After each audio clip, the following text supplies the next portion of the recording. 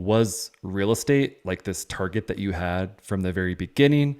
Did you stumble your way into that world? Just sort of set the stage for us. Real estate was not. And I think part of that was because of the idea that growing up, my parents eventually split, and my dad lived in Washington. My mom stayed in Oregon. So for the first 4 years of elementary school, I changed schools every 6 months and moved back and forth and kind of built this identity around being a nomad a little bit.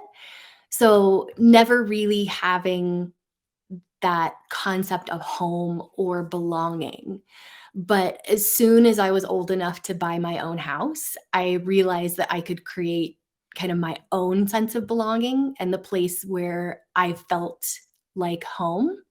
And so I think that was when the tide turned for me. And I really started to value the idea of home as a concept and as something that could be transformative and Mm, create that source of strength. So, really, really quickly developed a huge passion for real estate and the idea of putting roots down in different places to, instead of just travel on a whim, actually start to build a future life where I had these connections. mm, From a career perspective, I was always a super hard worker. My mom really taught me the value of hard work, and she retires next year, which I'm so excited for her. It's gonna be a huge milestone. But growing up, my dad had a small business, and so every summer, I would go and work for him from the age of, like, 8 or 9, and then I got my first real job when I was 15 and, was working in the records department at an insurance company where I was transferring paper files to digital using a microfiche machine, oh and yeah. that's really, really gonna date me.